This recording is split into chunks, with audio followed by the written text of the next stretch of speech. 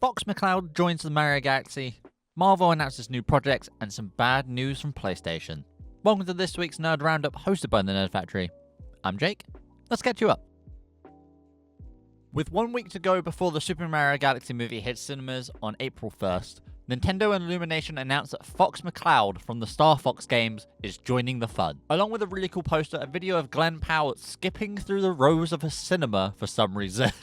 I don't know why that's how they decided to announce him. Confirmed that he is the voice actor for Fox McCloud, which is cool. I do like the fact that he is voicing the character, because he's done Top Gun, and now he's going to be Fox, which is cool. I love that. Powell joins Benny Safdie's Bowser Jr. and Donald Glover's Yoshi as new members of the cast, which are good additions. I love that. But in all honesty, I didn't expect Fox to be in this movie, because they already showed off Rob the Robot and the Pikmin in a teaser trailer for the movie. But Fox, although not probably well known by the younger generation, is quite a big character to put in this movie. There is a possibility that Nintendo might be doing a similar thing with Fox that they did with Donkey Kong in the first movie, where Donkey Kong got a massive section in the movie, and it was quite pivotal to how the movie went in terms of plot, and then later on down the line ended up with Donkey Kong Bonanza. So we might get a new Star Fox game, which should be cool. I'd love that. That'd be awesome. Because he hasn't, I think it's 2017 was the last time he had a game, so nearly a decade now since we've had a Star Fox game. And it could also lead to a Star Fox movie. I remember there were reports that apparently they were going to try and make an MCU-esque universe with Nintendo characters, where we could literally have like Smash Bros. Be the Avengers equivalent, which would be cool.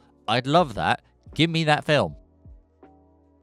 Marvel announced 2 new projects, both of which I was not expecting, but I am happily surprised. Wonder Man is getting a second season after the cliffhanger ending of season 1. Both Simon Williams and Trevor Slattery will return, which I don't know what's happening there, because last time, spoiler warning for the ending of Wonder Man season 1. Alright, that's enough time. They escape prison with each other, because Slattery was in prison and Simon broke him out, and then they ran away. So I guess season 2 is them on the run together, would be my guess. So, God knows what's happening there. And the thing is, depending on when this comes out, it's going to be around Secret Wars. So I don't know if it's going to be before Secret Wars or after Secret Wars. So I'm not really sure on that one. So I'm interested to see when that exists. So who knows? Who knows? But I am very excited that this is happening, and I'm so prepared, because season 1, I wasn't expecting it to be good, but it was good. It was a good season of TV. Talking of good, Punisher is also getting a special presentation on May 12th called The Punisher One Last Kill. It comes out a week after Daredevil Season 2's finale, so it'll be interesting to see on what happens with that. I would possibly presume it might possibly link in with the new Spider-Man movie. That might be pushing our luck, if I'm being honest, but it's possible. And I would love if all of a sudden you just saw Spider-Man and like an end credit scene or something. Be like, oh yeah, Spider-Man's here. This is why they know each other, and they're so buddy-buddy in the trailer. But it's good. Marvel's in a good place right now, and I'm happy about it. You know who's not in a good place?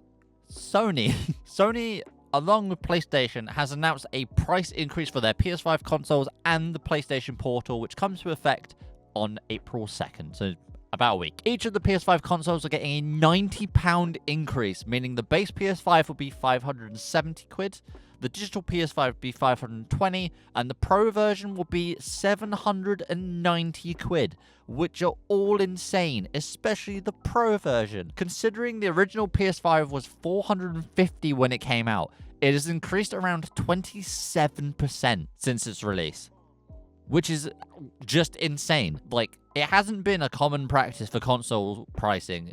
As time goes on, normally the price goes down when the new consoles come out, or the new version comes out, so that people can then buy the lower tier version, and if people want to upgrade to the newer version, they can. But this generation doesn't like that. I can't imagine kids trying to explain to their parents to buy an at minimum 600 quid console in this economy.